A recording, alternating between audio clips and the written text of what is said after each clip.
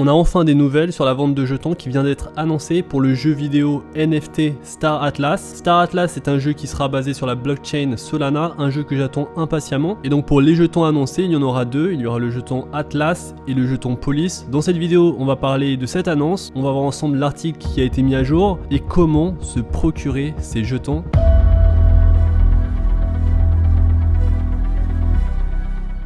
Salut à tous et bienvenue dans cette nouvelle vidéo. On va parler d'un jeu vidéo NFT, un jeu qui est dans la blockchain donc de Solana, le jeu vidéo Star Atlas qui n'est pas encore disponible, mais les jetons vont être bientôt disponibles à l'achat. Et donc Star Atlas, rapidement, qu'est-ce que c'est? C'est un MMORPG qui est construit sur la blockchain Solana. C'est un jeu qui fait penser par ses designs à Elite Dangerous ou bien EVE Online. On n'a pas encore énormément d'informations sur le gameplay. Ce qu'il faut savoir, c'est que les visuels cinématiques utilisent la technologie de l'Unreal Engine 5 et donc on devrait avoir de beaux graphismes sur un jeu NFT, donc ce serait peut-être une première car jusqu'à présent on a des graphismes qui sont pas terribles, les jeux NFT étant des jeux qui commencent tout juste à sortir et qui ne sont pas vraiment développés par de grands studios. Alors à propos de ce jeu, donc c'est un metaverse de nouvelle génération émergent donc de la fusion d'une blockchain de pointe, on parle de Solana, des graphismes en temps réel, d'un jeu vidéo multijoueur et de technologies de finances décentralisées car il est possible qu'à l'intérieur de ce jeu même on puisse faire du stacking. Donc la technologie blockchain va utiliser le protocole Solana pour une expérience de jeu qui se veut sécurisée. Les jetons non fongibles, donc les NFT obtenus et échangés au sein de Star Atlas, vont créer une économie qui reproduit la tangibilité des actifs et de la propriété du monde réel. Et c'est en gros ce qu'il faut retenir d'important sur les jeux vidéo développés dans des blockchains, c'est que lorsqu'on va parler d'actifs, d'équipements dans les jeux vidéo, ces équipements seront des NFT et donc les actifs ne seront plus perdus. Pour les jeux traditionnels sur console, en ligne ou mobile, les joueurs étaient essentiellement des générateurs d'argent, achetant des actifs dans le jeu pour générer des bénéfices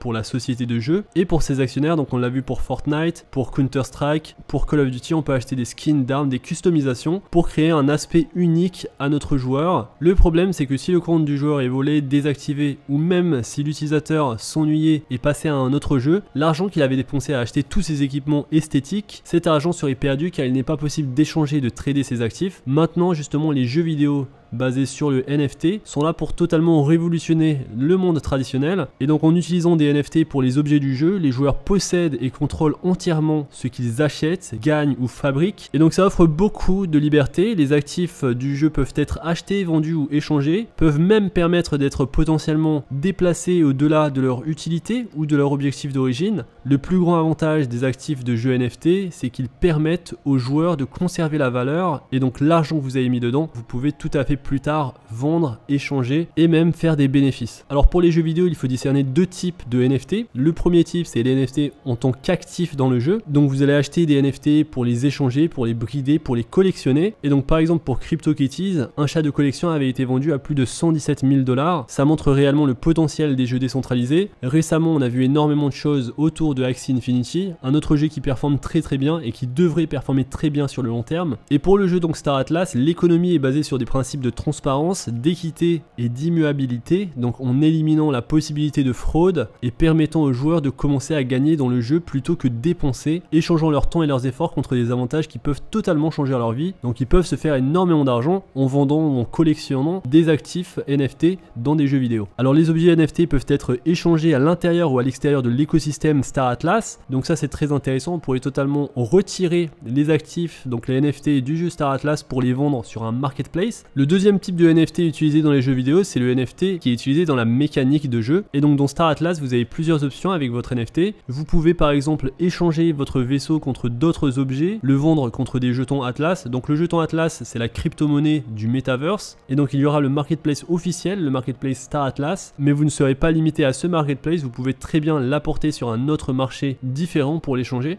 Alors le secret au cœur même de Star Atlas, c'est son protocole d'échange décentralisé qui utilise donc le protocole Serum, donc un DEX qui est entièrement intégré et qui permet aux utilisateurs de gérer librement tous leurs actifs et de les échanger. Et donc Serum va jouer un rôle très important dans la mécanique de jeu des NFT pour le protocole Solana. Je vous avais parlé de Serum lorsque je vous avais fait la vidéo sur le jeu vidéo NFT Aurora. Et donc c'est pareil, ce protocole Serum qui a aujourd'hui une valorisation de 256 millions de $, serait potentiellement un investissement intéressant si vous pensez qu'il y aura beaucoup de jeux vidéo sur le protocole Solana. Ça peut représenter un bon investissement donc d'investir dans le token SRM. Alors ce qui est bien dans ces jeux vidéo blockchain, l'idée en fait, l'idée finale des jeux vidéo de ce que j'ai compris, c'est de rendre le jeu, l'entièreté du jeu, un NFT, donc plusieurs NFT. Forcément au début il y aura toujours des choses qui seront reliées un petit peu à des serveurs, mais l'idée sur le long terme, sur le moyen long terme de tous les jeux NFT, de tout ce que j'ai compris, c'est de rendre ces jeux totalement décentralisés. Et donc ici pour Star Atlas, tout pourrait être un NFT, on pourrait avoir les skins, les tenues, les améliorations visuelles, les armes, les terrains, les cartes, les noms et bien plus encore. L'un des avantages intéressants de cet arrangement est que les actifs du jeu NFT peuvent s'étendre au-delà de l'utilisation pour laquelle ils ont été initialement créés et prendre une toute nouvelle vie au sein donc du metaverse. Et donc il y a énormément d'idées, énormément de promesses, et je pense que les NFT sont là pour durer et qu'il s'agit ici d'une révolution et que tout le monde, dans quelques années, tout le monde aura un portefeuille digital avec à l'intérieur des NFT, que ce soit des NFT d'entreprises comme Burger King, Adidas ou Nike, ou alors des NFT d'apparence, des NFT artistiques comme Cool Cats et d'autres projets, et également on aura également des NFT qui sont reliés à l'univers du gaming. Et donc cet espace qui est en pleine révolution, ce n'est qu'une question de temps avant qu'une large adoption du modèle de marché décentralisé basé sur la blockchain attire suffisamment de personnes pour créer une économie florissante qui rivalisera avec celle du monde purement physique. Et donc ce qui est bien, c'est que nous sur cette chaîne on va parler de jeux vidéo NFT, on va parler d'NFT artistiques, on va parler de beaucoup de choses autour des NFT en plus de l'actualité des cryptos. Et en fait aujourd'hui on se situe très tôt dans le processus des NFT, énormément de gens ne comprennent pas ce que c'est, d'autres personnes pensent que c'est stupide d'investir dans des images, alors que finalement ce n'est pas que ça, c'est bien plus que ça, on investit dans une propriété.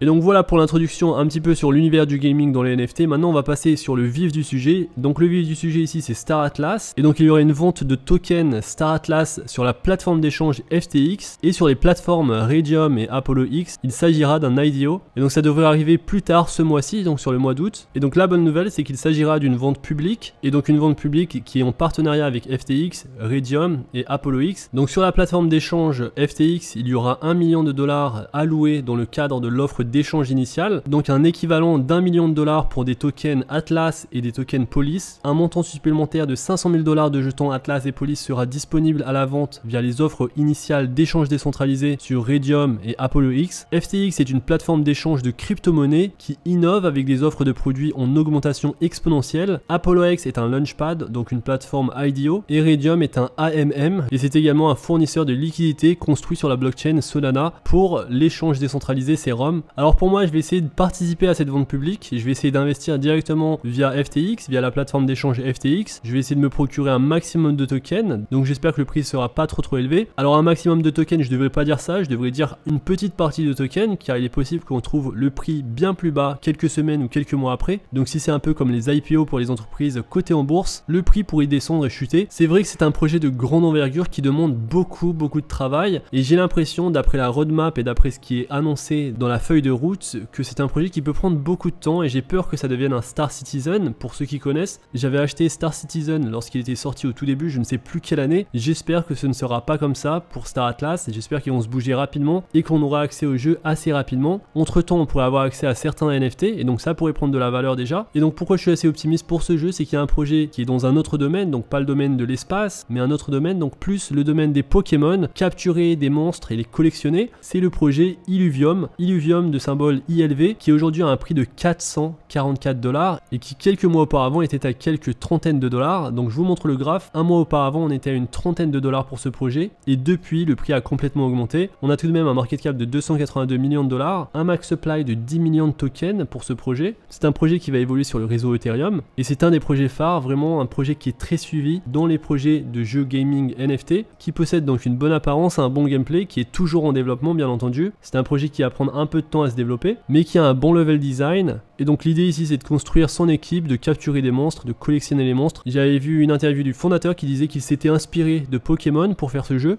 un projet à suivre dans ce secteur du gaming. Et donc potentiellement je pense qu'on aura beaucoup plus de hype que ce qu'on avait déjà en avril 2021 pour ce jeu. C'était pas vraiment la hype autour des NFT gaming, ça a vraiment commencé à décoller quelques mois auparavant. Pour Star Atlas, je pense qu'il y aura de la hype autour de l'annonce, et donc je vais y aller mollo, je vais prendre quelques tokens. Et donc voilà, je voulais vous parler de Star Atlas, un jeu qui se situe dans l'espace, un MMORPG, où où vous allez posséder des NFT de vaisseaux, d'armures, d'armes et de toute autre chose. Et donc voilà un projet que je voulais vous partager, un projet qui va évoluer sur la blockchain Solana, intéressant dans son domaine, qui va posséder des visuels avec le moteur de jeu Unreal. Et donc n'hésitez pas à me dire ce que vous pensez de ce jeu dans l'espace commentaire. Est-ce que vous allez suivre le lancement? Dites-moi ça dans les commentaires. J'espère que cette vidéo vous a plu. Si c'est le cas, n'hésitez pas à liker la vidéo, à vous abonner à la chaîne, à rejoindre le Discord qui est dans la description. On se retrouve très vite pour une prochaine vidéo. D'ici là, faites attention à vous, investissez bien et à la prochaine. Peace.